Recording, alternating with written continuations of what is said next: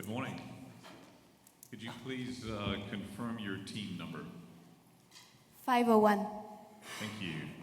Welcome, 501. Welcome to Washington, D.C., and congratulations on making the final round of the Fiscal Challenge.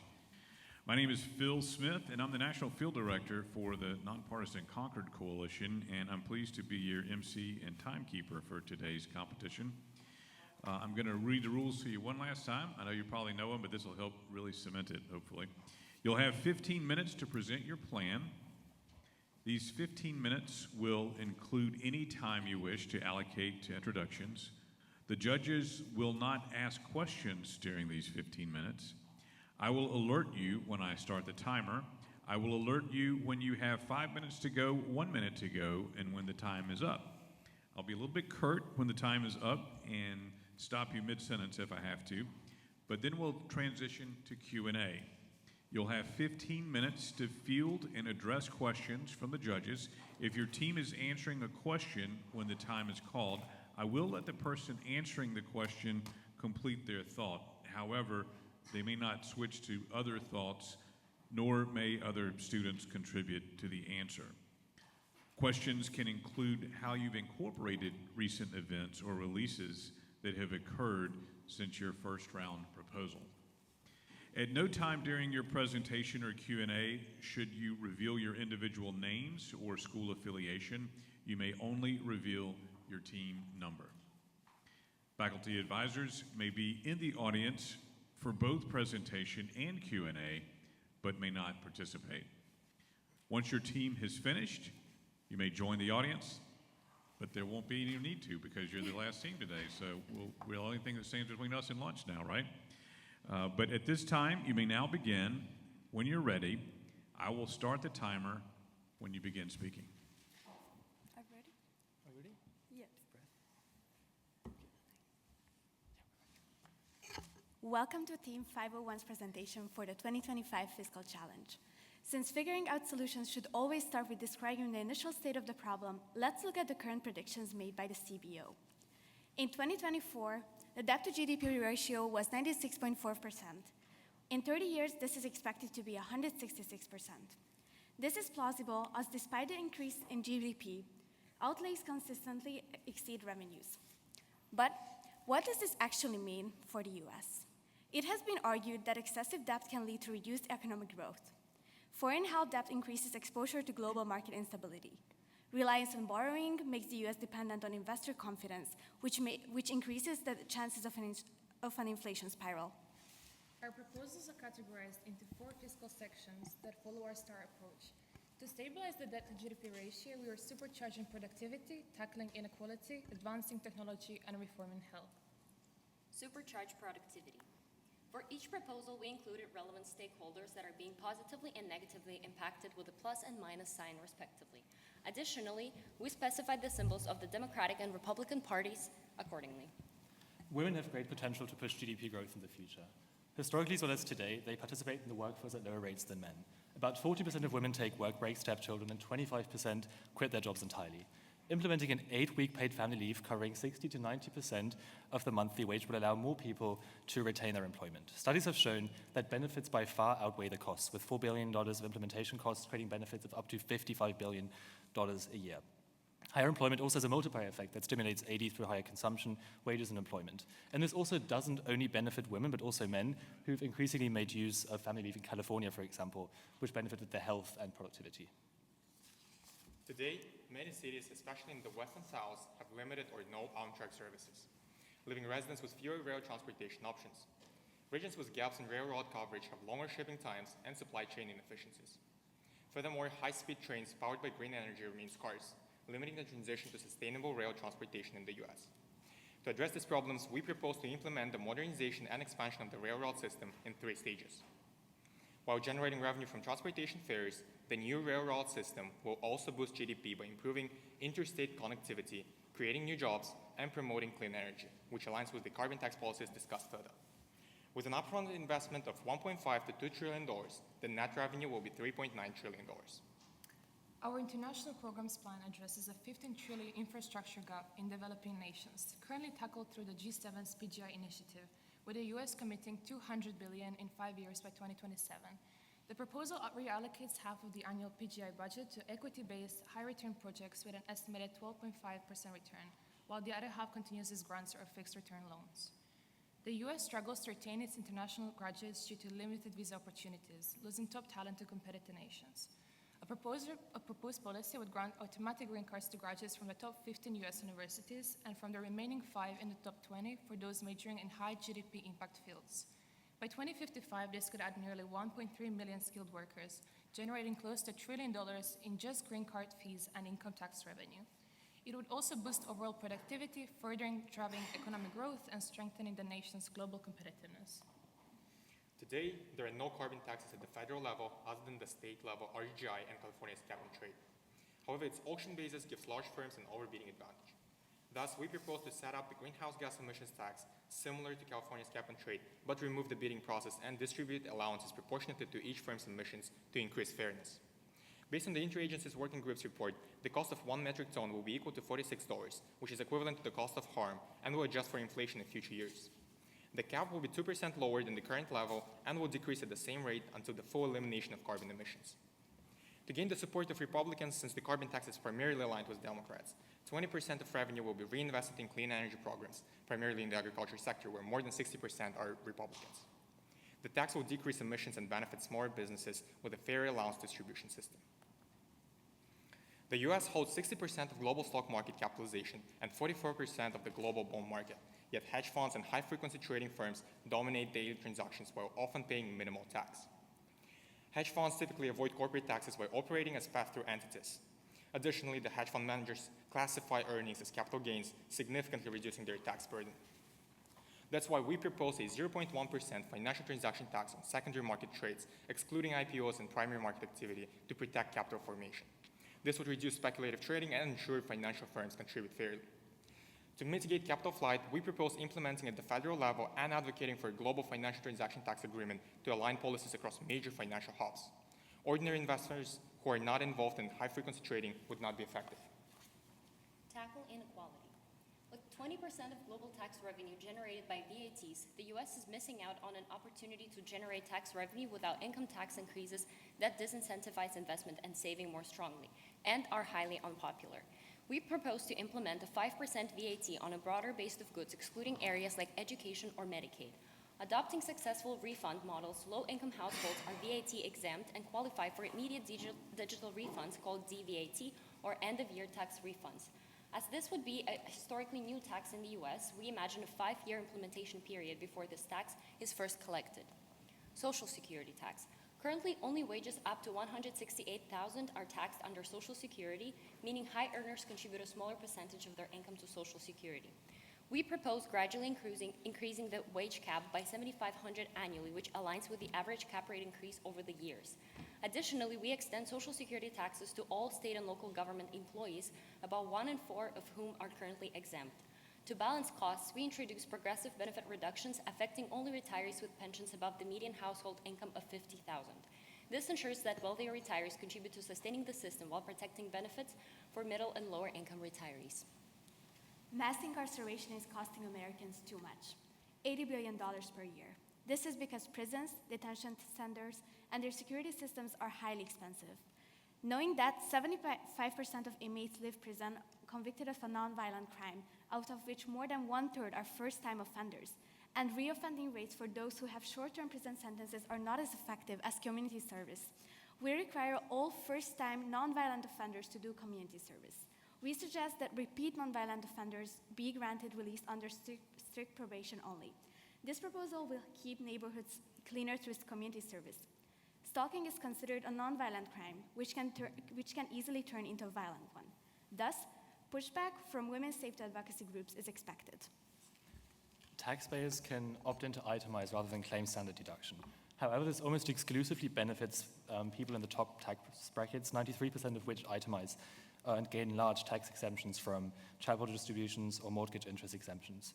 We propose to limit the benefit of itemizing to 15% of the deduction's value and phase this out until 2054. This is highly progressive, with families in the top 10% of the income distribution bearing 75% of this proposal's burden. Phasing out rather than ending them instantly has a slow downward effect on labor supply and will shift investments towards more productive assets in the long term, while also simplifying the US tax system. This proposal closes loopholes that let high-value property owners avoid taxes, easing the burden on small businesses and homeowners. Currently, many commercial properties are reassessed only when sold. We propose reassessments of commercial properties that are at least twice the national average in value when more than half of ownership changes hands, so properties are taxed based on their true market value. High-value commercial properties must be reassessed every 3 years. We set a baseline minimum tax well above the national median for properties above 3 and 5 million to standardize taxation across states. We introduce a 1% tax on high-value real estate transactions and 1.5% tax on commercial properties vacant for over a year to discourage property hoarding. Eligibility for Pell Grants is determined through the FAFSA application, which determines financial aid packages. However, there are a few critical flaws in the system. This form does not set a maximum income limit and fails to consider two key measures of wealth: family home and retirement savings. Thus, around 20% of students receiving financial aid come from middle to upper class backgrounds. Our proposal is to revoke and return 20% of Pell Grants to the government while distributing the rest more justly by implementing wealth inquiry in the FAFSA application. While this may mean fewer overall grants for lower income families, the distribution of the remaining grants will be more equitable, ensuring that financial aid reaches those who truly need it, rather than those who can already afford college. Advanced technology. Within the Department of Defense, we propose a $500 billion reduction in military spending over 30 years by cutting production of the 4 most expensive military equipment by 20% and terminating the ICBM program, which was deemed redundant by 700 scientists. The example of the war in Ukraine showed the efficiency of cheaper drones compared to expensive tanks. These gradual cuts will slightly reduce capability, but allow for rapid scale-up if needed.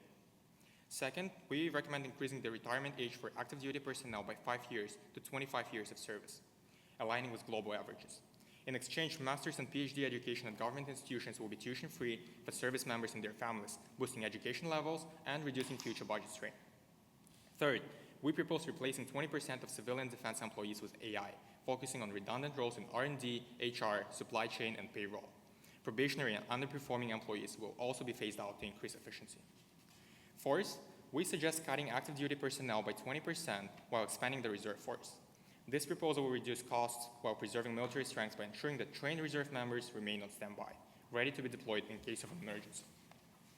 While some will lose jobs, the development of the national railroad system will create new employment pathways, easing transitions for former military staff. Today, 41% of Americans don't use cash in their regular week, compared to 2018's 29%. Following the trend, we propose to establish a digital currency at the federal level, giving out bank cards to all eligible citizens and alien non-residents, and stopping the printing of banknotes and minting of coins in 15 years. According to FDIC's report, only 4.2% of Americans don't have bank accounts. This proposal will stimulate this layer of the population to open accounts and increase the transparency. Before a full digital rollout, we recommend switching to durable polymer bills and eliminating pennies via a rounding system.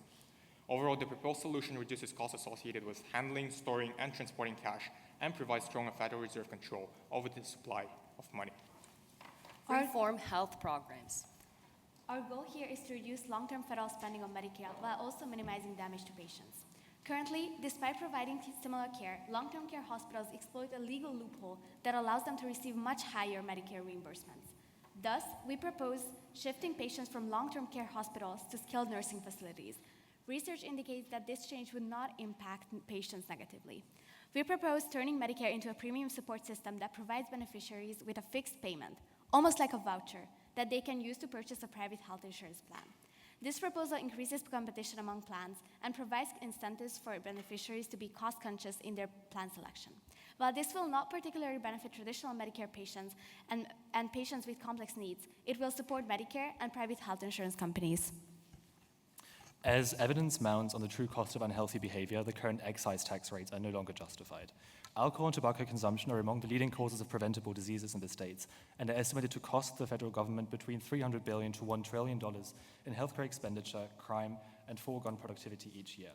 According to the National Institute of Health, implementing a fixed per volume tax of $16 per gallon of pure alcohol and increasing the variable tax rates on tobacco by 50% would reduce consumption and relieve taxpayers in the long run. While the second order effects on health might take years to become measurable, they accumulate until and beyond 2054. Alongside Medicare, we also propose a gradually established federal per enrollee spending cap on Medicaid, necessarily complemented by improvements in preventive care. Alongside the increase in excise taxes, access to and incentives for preventive care must be improved. For this, for example, information campaigns as well as increased caps for those people who do make enough use of preventive care should be implemented. This decreases the expected Medicaid costs in the long run as instances of chronic disease reduce in the first place. This also relieves states who have to cover an additional cost here. So long suggested bureaucratic improvements implemented by the DOGE will also reduce non-treatment related Medicaid costs. Here's how much each of the policies contributes to the net reduction. With 9 policies aligning more with democratic values, 3 with Republican, and 6 being bipartisan, our proposals generally more feasible under more democratic leadership over the next 30 years, though there's room for bipartisan support and implementation. Our proposals are not isolated solutions, but they indirectly affect each other. For example, paid maternity leave reduces financial stress and postpartum depression, and higher excess taxes lower alcohol abuse, resulting in reduced strain on capped Medicaid funding. With our policies, the U.S. will be able to slow down the rate at which the new debt is taken on, resulting in lower interest costs in the future. Lower supply in treasuries, like 10-year government bonds, ultimately leads to stabilization of lower interest rates, creating reinforcing feedback loop. As confidence in the U.S. ability to service its debt increases, its credit rating might improve as well, reducing the future burden of new debt. Based on CBO's table of fiscal multipliers, foreign tax proposals with an average multiplier factor of 0.4 decreased the GDP by $20 trillion over 30 years, while 3 investment proposals with an average factor of 1.85 increased GDP by 19.7 trillion. Overall, all of our proposals dropped debt to GDP ratio to 92.6%. Through our STAR approach, both our optimistic and realistic projections reached a 95% target. We recognize that a future risk might fundamentally affect the effectiveness of our proposals. Rapid AI and tech advancements could reshape industries and way of living, and political and geopolitical factors from debt ceiling debates at home to conflicts in Ukraine and Taiwan might take outlays necessary and spark uncertainty, referenced in the Trade Policy Uncertainty Index that has been spiking since last month. We thank you for your attention, and we look forward to your questions. Team 501, your time has expired. It is now time to transition to our Q&A session, and I now turn it over to our esteemed panel of judges. I'm going to dive right in on your Social Security proposals. So one of them involved reducing benefits for people who are receiving pensions.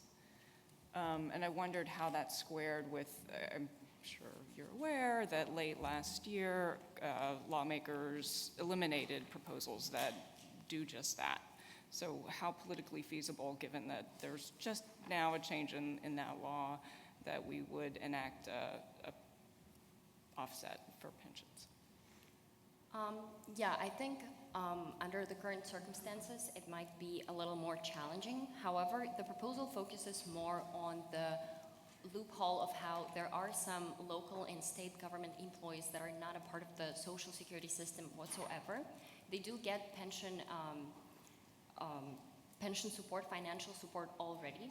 So by including them in the Social Security system, we are essentially doing it gradually in a way that if we automatically include them in the system, in the short term, that might give us, good revenue, but eventually, in the long run, paying back the money in terms of the pension eventually will create more financial burden to the economy of the United States. Therefore, the pension amount decrease is happening very gradually. We considered, first of all, that there is a certain range of the household earnings, which is $50,000 per year to $90,000, and the reduction happens pretty much gradually from no change, which means that they're getting full benefits, to 2.5%, 5%, 7.5%, and 10%, meaning that eventually they will still be getting the pension amounts they were getting before, maybe in a reduced amount, full amount actually, and the reduced amount of the Social Security benefits after they enter the system. Therefore, I think that the key in this proposal is that it happens gradually and they enter the system while still the benefits of the pension financial support they're getting is being remained. I have a question about the multiplier effects. Yes. Because I think of multiplier effects more in like a Keynesian sense of, you add $1 to the economy, maybe when the economy is weak, and that turns to the economy and creates output. Okay, so just knowing that that's like my frame of reference, which is maybe why I'm confused. You went over these quickly. Can you explain what these are? Yes, for sure. So basically, we had, 1 second, let me open this. Yes, so we had 14 proposals that tax people, tax population, and this decreases the GDP. That's why it leads to a decrease of GDP by 20 trillion. And we have 3 investment proposals with an average multiplier factor, which is 1.85. And they increase the GDP by $19.7 trillion. So basically, we took CBO's multiplier effects, we took the numbers, found the averages, and made the calculations of their impact. Oh, I see. So do these effects underlie your debt to GDP calculations? Yes.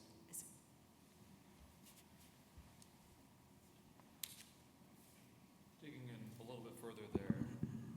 So you're saying that the negative impact from the tax proposals is in the opposite direction and roughly 4.5 times more on the spending side than on the revenue side. Is that right? And does that really come directly from the CBO tables? Yes. Wow. So we found CBO's report was the fiscal multipliers. Okay. And we found the numbers that to which each of our proposals goes to. And we calculated the numbers based on that. Okay, I guess I have a question about the degree to which those can scale. I mean, you're assuming some pretty substantial policy changes in this, and I think this also applies to the female workforce participation question. Sometimes you can do a study and you can see significant impacts with a small population, but then when you try to expand it to the entire economy, then you don't see that result being replicated. So I'd like to understand a little bit more whether you guys think that they can scale to the degree that you're proposing with these options collectively. Yes, that was based on our assumptions that, so we had pessimistic and optimistic assumptions, and under both of our assumptions, under different economic conditions, we've reached a 95% debt to GDP ratio. Okay. Do you have a sense of so there's a lot of policies that you've put together here. Do you have a sense of the relative mix of revenue and spending and growth-oriented policies? What's driving debt to GDP down? Is it mostly revenue? Is it mostly spending? Is it mostly growth, or what's the relative ratio of that? Looking at your plan in totality. I think we can go back to the slide that has the pie chart that did not get enough attention in this presentation. That's It right. did go quickly, yeah. That was a very quick slide there. Yep. Yes, exactly. So here we have a breakdown of the 4 star areas. Blue is the decreasing inequality, yellow is the technology, green is reducing inequality, and red is the technology part. So most of the proposals in the productivity area focus on increasing revenue and increasing potential output of the United States, starting with improvements in human capital, women going to improvements in infrastructure with railroads, for example. So those focus on improvements, increases in revenue, while at the same time, especially in the health area, which I think is also a mix with Medicare and Medicaid, which focus on reductions in spending, but also things like the excise tax, which in itself, as just from the tax revenue, doesn't create that much of an additional revenue, but the connections it has to Medicare and Medicaid, for example, and the way in which it reduces the long-term cost of chronic diseases and the cost of treating them, I think is interesting in the sense that it connects the improvements in revenue, but also the reductions in spending. So I think it's pretty balanced from this pie chart. So I'm happy to then ask more about the excise taxes. So these are the taxes on alcohol and cigarettes, on tobacco, I mean. Did you take into account behavioral responses in those revenue estimates? Could you repeat that, sorry, please? So I'm asking if you took into account behavioral responses. So the fact that if you were to increase the excise tax rate on tobacco by 50%, you would likely get less tobacco being purchased.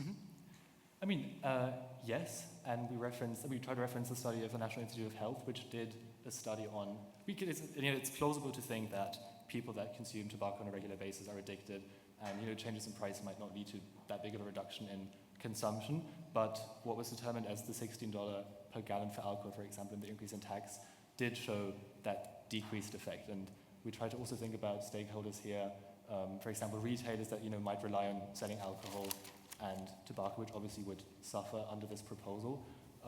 But the assumption is that with these numbers that we chose, the reduction has been shown, the consumption has been shown to decrease. So there is a behavioral change that we assume and that has been established before. So the $4 trillion revenue increase incorporates a reduction in tobacco and alcohol sales? Yes. Turning to national defense,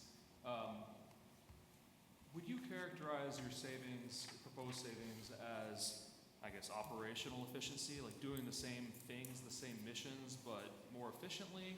Or do you have grand strategy changes embedded within that? In other words, doing different missions throughout the world?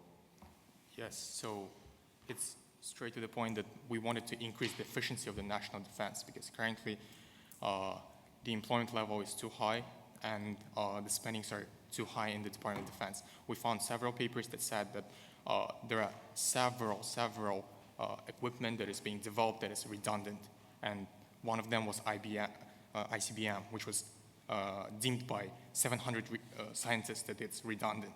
That's why we wanted to maximize the efficiency, removing all of the redundant projects, increase the efficiency through AI implementation, laying off the redundant employees in the HR, payroll. Yes. Okay, so basically doing the same things, just more efficiently. Yes. Okay. So one of your immigration proposals involved giving green cards to graduates of the top 15 schools. How did you decide to give out green cards that way? Who would do the rankings of the schools? Why not Yeah, the research distribute was it more based broadly? on QS ranking, and they have different categories that they rank schools by, one of which is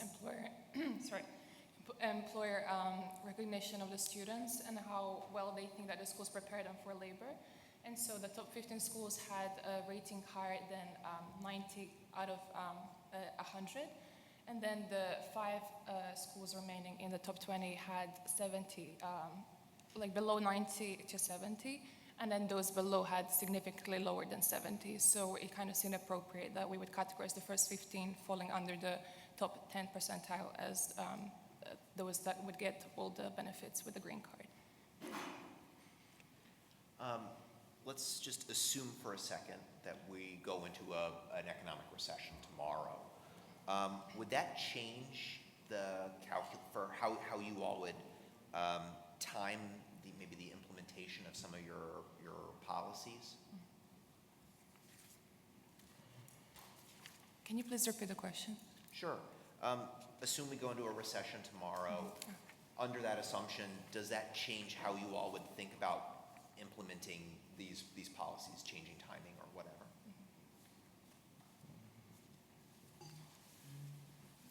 I think I can start on this. Yes, I think we'd change the order in which these are implemented. I think we mentioned for some taxes, for the VAT, for example, there might be a time lag in implementing the tax in terms of the bureaucratic challenges of that. But obviously some of our taxes, like the VAT, like the financial transaction tax, and also the excise tax might have an effect that further perpetuates that recessionary effect. While we have other policies like the family leave and like the infrastructure investments that might mitigate that effect to a certain extent, in which it increases consumption, it encourages investment, it increases the workforce, and I think prioritizing these proposals that might also have an inflationary effect actually in the long term before implementing those that might have a recessionary effect might then be the change that we make in order of these. I want to go back to that productivity assumption. For railroads in particular, we're on the cusp of an autonomous vehicle revolution, both on ground transportation and aerial and probably waterborne, although I haven't followed that. So can you help me understand why the assumed productivity gains from investing in railroads would have that large of an impact in light of everything else going on? Yes, sure. So our assumptions were that based on our analysis and research that many states still lack the railroad connections, and this leads to slower delivery and less efficiency. And that's why building more railroads would increase the efficiency of the delivery system and the business connections. Right, but my question is, the purpose of a transportation system is to get people and stuff from point A to point B in safe and effective and fast ways. With the other it's sources, not like, is railroads really the right way to put whatever the dollars, $1.5 to $2 trillion, or are there other things that would provide more productivity? And then conversely, would that actually provide the productivity gains that you're assuming? In other words, are your assumptions consistent with the underlying technological and economic reality? I can also jump in at time.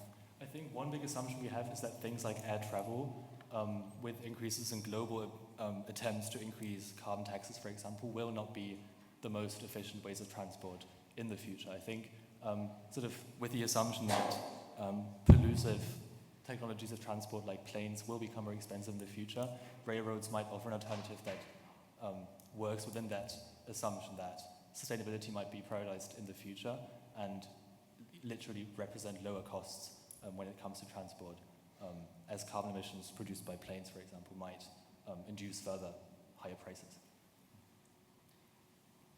I have a question about the distributional effects of the carbon tax. So it looked like you had the distributional effects by sector, but I was wondering if you'd thought about the distributional effects like by income group. by income group, no, but we considered it based on, so main consideration was the distributional, so that it's based on the emissions of each company, so it's fair. So that's why we were removing the overbidding, the bidding process. But, so a lot of times when we're thinking about the distributional effects of the carbon tax, we think about who pays it at the end of the day, where the incidence falls. So I guess that's what I'm asking. Did you think about the incidence of who at the end of the day is going to have to pay this tax?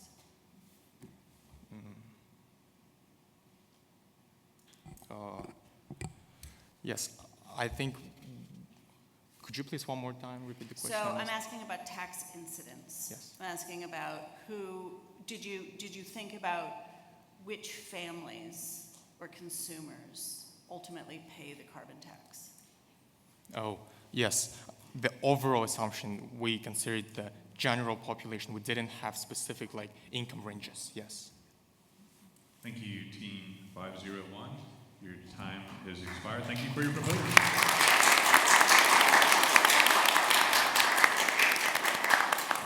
Okay, if you'll keep your seats for just a minute. On behalf of the judges, our sponsors, and our partners, we want to thank you for the tremendous amount of work you've done. I think you owe it to yourselves a round of applause for a tremendous morning.